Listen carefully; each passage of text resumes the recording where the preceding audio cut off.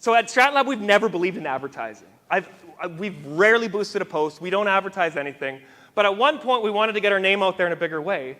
And so at the time, I present so much at Campbell, I kid you not, today they had a bingo sheet for phrases I say. It's so sad. There's like Purple Cow in there. There was Worst Case Ontario. Turns out they think I like Trailer Park Boys. I do. 9 years ago, my friend Jordan and I, we started this thing, Big Idea Camp. And the running joke is the first year we had 8 people. I always say, we could fit it all camp in a van. It wasn't big. But everybody after that, oh my God, you do Big Idea Camp, it's so good. And in my mind, I'm like, it was an utter failure though. What are you talking about? Nobody sees the failure side. And if you're trying something new, people will call it out and say, oh, that's cool, I want to do that.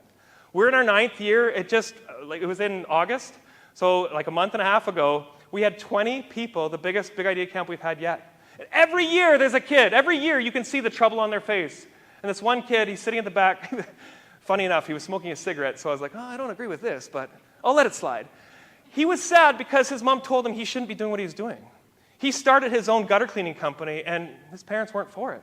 And I just looked at him and I said, well, of course they're not for it because it's not normal. You're not supposed to start a company in high school. What are you doing? With a snicker. And then I said, keep going, though. Why would you stop? Within 2 years, you could have a full-fledged company. By the time you go to university, you could pay for university by what you're doing. And you could see that it just clicking. He didn't need anybody. He just needed a cheerleader in his back pocket to say, man, keep going. You have no idea how the impact of you cheerleading somebody on, you being a really good follower, you have no idea the impact of that. I live it every time we do Big Idea Camp, but there was one year that hit home more than any of them. We have a thing called the kudos wall. Every year, and I guess I should tell the story because we always go to core.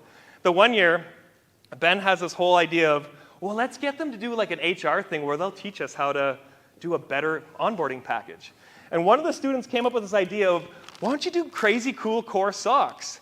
And Ben's in the back, he's like, you can see him writing down, he's like, I actually might just do that. And sure enough, the next year, Big Idea Camp, they had the socks. Kids are way smarter than we think they are. The kudos wall, at the end of each day, we encourage them, say something nice about somebody. Start having a bias to being complimentary, calling people out when they do something good. And I'll never forget it, the one year, there was a quiet girl at the end. She came up to us and privately said, would you mind if I took my kudos home with me? And in that moment, you realize she didn't have a cheerleader. She didn't have anybody to say, hey, great job, you're awesome. She didn't have what I had growing up, and I feel like I've lived a very privileged life growing up, where I always had cheerleaders in my back pocket. She didn't. This idea of complimenting somebody or leaving a moment in time to say, you are awesome, I believe in you. Again, you have no idea how powerful that is. You have no idea when someone's going through the worst day of their life, and you do something for them.